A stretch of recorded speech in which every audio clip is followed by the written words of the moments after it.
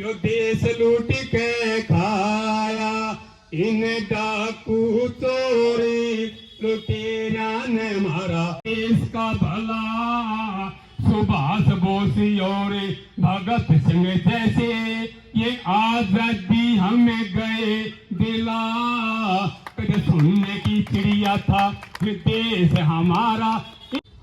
मैं कहता हूं जिसने नेताजी सुभाष को पढ़ लिया उस घर के बुजुर्ग सुखी होंगे, उसमें कोई संदेह नहीं रहेगा।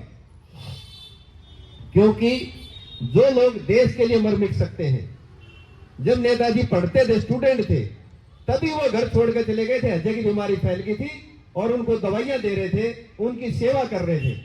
घर वालों ने जब कहा कि एक ऊंचे घर का और तू ऐसे काम कर रहा है, तब उसने अपनी मां को जवाब दिया था कि मां, जिसको आराम होता था, मैं जिसको दवाई देता था, पानी पिलाता था, तो वो मां आशीर्वाद देती थी कि धन्य है तेरे मां। नंदलाल जी आप रह रहे हो? आए नहीं? आओ डुडेजा साहब। अरे डुडेजा साहब आइए।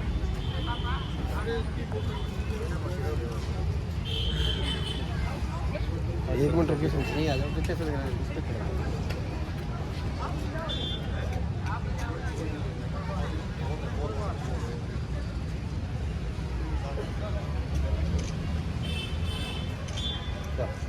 भारत माता की, भारत माता की, भारत माता की। क्रांतिकारी अमर रहे, अमर रहे, अमर रहे। भगत सिंह राजगुरु सुखदेव अमर रहे, अमर रहे, अमर रहे। भगत सिंह राजगुरु सुखदेव अमर रहे, अमर रहे, अमर रहे। एक बार जोर से बोलना सब।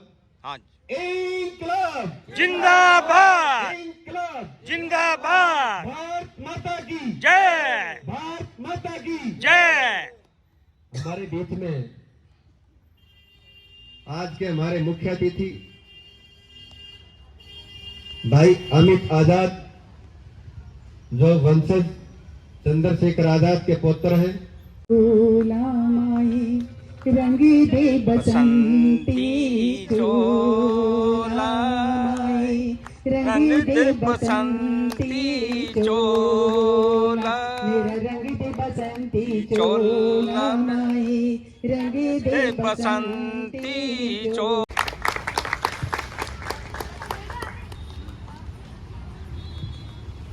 सर्वप्रथम तो हम एक नारे को पहले बुलंद करें, जो नारा ना ही किसी परिवार का है, ना ही किसी व्यक्ति का है। वो नारा है उन 7.5 लाख शहीदों की कुर्बानी के बाद जो बुलंद हुआ। मेरे साथ एक बार बोलेंगे जोरदार तरीके से, बोलो भारत माता की जय, वंदे मातरम, वंदे मातरम। इनकलाब जिंदाबाद, इनकलाब। जिंदाबाद। इसी इनकलाब को बुलंद करते करते हमारे देश के महान क्रांतिकारी अमर बलिदानी आज के दिन बलिदान को प्राप्त हुए थे। अभी हमारी माँ एक गाना गा रही थी यहाँ से। सबसे पहले तो मातृशक्ति को मैं बहुत बहुत नमन करता हूँ, और उसके साथ ही जितने भी मेरे पिता तुल्य हैं, यहाँ पर जितने भी भाई तुल्य यहाँ पर बैठे हुए हैं, इस शहीद चंद्रशेखर आजाद के परिवार के एक अंश अमित आजाद का आप सबको प्रणाम है, उसको स्वीकार। भगत सिंह, अशफाक उल्लाह खान, ठाकुर रोशन सिंह, लाजेन लाहिड़ी और पंडित राम प्रसाद बिस्मिल जी ने कसम खाई थी कि जब तक मैं इस देश को आजाद नहीं करा दूंगा, मैं चैन से नहीं बैठा। 23 साल के ये लड़के थे। 24 साल के चंद्रशेखर आजाद जी थे, 23 साल के भगत सिंह जी थे, 27 साल के अशफाक उल्लाह खान थे। अगर कोई सबसे बड़ा था तो वो ठाकुर रोशन सिंह जी थे, 36 साल उम्र के। इससे बड़ा कोई नहीं था। मैंने तो खुद उनके मुख से सब कहानियां सुनी, उनके जो बाद में चंद्रशेखर आजाद जी के साथी जीवित रहे थे। पहले 2 लाइन उनकी मैं बोलूंगा कि सरफरोशी की तमन्ना अब हमारे दिल में है, देखना है जोर कितना बाजुए का दिल में है। रह बरे राहे मोहब्बत रह न जाना राह में, और लज्जते सहरान वर्दी दूर ये मंजिल में है। वक्त आने दे बता देंगे तुझे ऐ आसमां, हम अभी से क्या बताएं क्या हमारे दिल में है, सरफरोशी की तमन्ना अब हमारे दिल में है। न अहले हैं न वलवले हैं न अरमानों की भीड़ है, बस वतन पर मिट जाने की तमन्ना दिले बिस्मिल में है। और आज मक्तल में यह कातिल कह रहा है बार बार, क्या तमन्नाए शहादत भी किसी के दिल में है। ऐ शहीदो मुल्क व मिल्लत मैं तेरे ऊपर निसार, और अब तेरी हिम्मत का चर्चा गैर की महफिल में है। सरफरोशी की तमन्ना अब हमारे दिल में है। जय वंदे मातरम, इनकलाब जिंदाबाद। ये नारे बहुत आम हैं। ये जो भगत सिंह की बेड़ियां फड़कती थी ना, तब वंदे मातरम का गूंज आता था।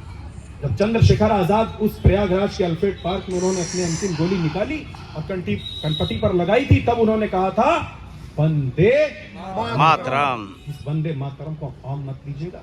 जब हम एक बार वंदे मातरम बोलते हैं तो हम अपनी इस मातृभूमि को नमन करते हैं। तो ये है वंदे मातरम की ताकत। हिमालय पर्यंत से लेकर के समुद्र की भूमि का कण कण मेरी भारत मां है, और ये कहने से हमें कोई नहीं रोक सकता। आप इस देश के लिए करके तो देखिए एक बार, मैं इसका प्रत्यक्ष गवाह हूं।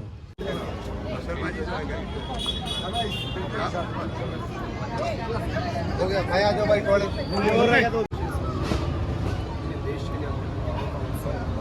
कोई भी होता है, ये नहीं क्या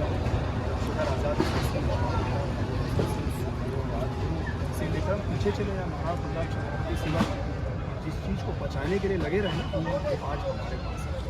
हमें सोचना चाहिए उसको हम कितना कीमती समझें, हमें क्या करके उसको बचाना चाहिए। वो संस्कृति है, वो विरासत है, उसको सहेजना हमें चाहिए। सर संस्कृति की बात यहाँ पर हो रही है, इंटरनेट का युग है, और कहीं तक हमारे जो अगर फॉरेन कंट्रियों की बात करें तो फिर बहुत सारी चीज़ें ऐसी हैं